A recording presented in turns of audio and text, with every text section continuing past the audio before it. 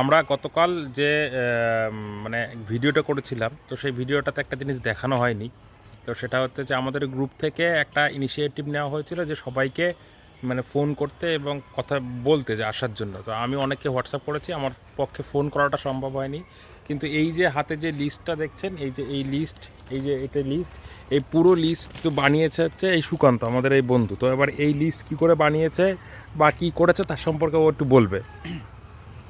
দেখেন, আমার সম্পর্কে আর আমি কোনো পরিচয় দিচ্ছি না, কিন্তু দীর্ঘ অনেকবার পরিচয় দেওয়া হয়ে গেছে, ভিডিওটা বড় হয়ে যায়। তা আমি একটাই বলতে চাইছি, কালকে আমি হয়তো একটুখানি মিষ্টি সুরে বলেছিলাম, কিন্তু এটা আজকে ঝাঁঝালোভাবেই বলছি। দেখেন, আমি কিন্তু টিউশন পড়াই, প্রচুর টিউশন পড়াই, নাই করে আমি 20,000 টাকা টিউশন পড়াই। তাহলে কতবারই আমাকে যেতে হয় বুঝতে পারছেন। প্রত্যেক বাড়িতে বসে বসে গিয়ে এরকম ফোন করছি প্রত্যেক ক্যান্ডিডেট, এবং শুনবেন আমাদের নদিয়া গ্রুপে প্রত্যেকের সঙ্গে ভালোভাবে কথা বলছি এবং তার সমস্যা শুনছি এবং বলছি। কিন্তু আমি একটাই দেখছি, অনেকেই অজুহাত দিচ্ছেন, এখনও অজুহাত দিয়ে যাচ্ছেন। চাকরিটা হলে কি আমি কি আপনার মাইনাটাকে আমি আনতে যাব বলেন? আপনিই তো নেবেন, এবং আপনি চাকরিটা পেলে আপনার পরিবার ভালোভাবে থাকবে এবং সমস্ত দিক ভালো হবে। এবং ওঠো, জাগো, আর কত আর কত, আর নেই, আর সময় নেই, সময় তো শেষ হয়ে যাচ্ছে। এমনি বয়স আমাদের হাফ হয়ে গেছে, আর কতদিন বাঁচবো বলেন? 60 বছর আয়ু, তার মধ্যে যদি আমরা চাকরিটা না পাই, তাহলে আমরা সুখটা পাবো কখন?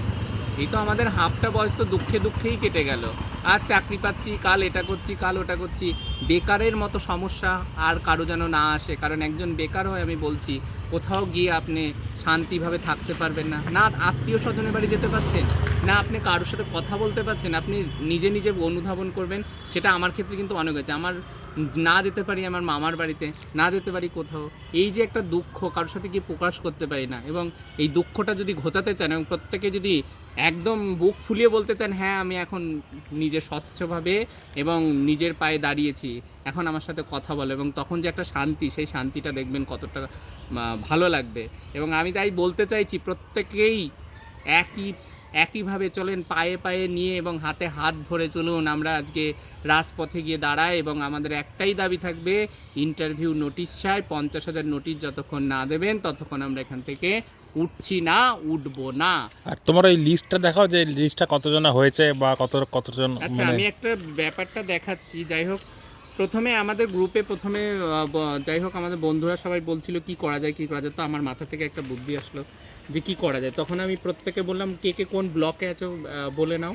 তো সবাই যখন রেসপন্স করলো এবং এই ব্লকে একে দায়িত্ব দেওয়া হলো, তারপরে আমি বললাম যে আমি নিজের থেকেই দায়িত্ব নিয়ে নিলাম যে প্রত্যেককে ফোন করবে। প্রত্যেককে ফোন করাটাও কিন্তু খুব চাপের ব্যাপার, কে কোন পরিস্থিতিতে থাকবে তাকে হ্যান্ডেলিং করা, এগুলো কিন্তু খুব চাপের ব্যাপার। যাই হোক, আমি ফোন করে করে প্রচুর লোকের মোটামুটি কতজন হয়েছে? মোটামুটি আমি নিজে ফোন করেছি নাই করে 150 জনের মতো। আর আমাদের গ্রুপে তো এখন মোটামুটি 110-20 জন হয়েছে। না, আমাদের গ্রুপে প্রায় 140-42 জন হয়েছে। আশা করি আমি এখনও যা হাতে টাইম আছে, মোটামুটি আমি 100 বলছি, 100 ভুলই বলছি, নাই করে আমি 500+ করবো। যেহেতু আমি প্রতিজ্ঞা নিয়েছি 500+ নিয়ে যাবো ক্যান্ডিডেট, 500+ বলছি, সেখানে 450+ আমি নিয়েই যাচ্ছি। এবং এই সংগ্রামী অভিনন্দন জানিয়ে আমি শেষ করছি, আর ভিডিওটা বাড়াচ্ছি না। এবং প্রত্যেকে বিরক্ত হতে পারে যে একই ছেলে প্রত্যেকদিন ভিডিও দেয়, এই কী ধরনের ছেলে। তো আমি দিচ্ছি, কারণ সবার মধ্যে মানে সবার মধ্যে চেতনা ফিরে আসুক যে আমাদের যেতে হবে এবং কোনো অজুহাত না। এবং 19 তারিখের আগে যা যা কাজ আছে সমস্ত সেরে চলুন। টিউশনি পড়ানো থাকবে, এবং টিউশনি বাড়িতে এমনি 2 মিনিট পরে যান, তাতেও কথা শোনাবে এবং এমনিও শোনাবে।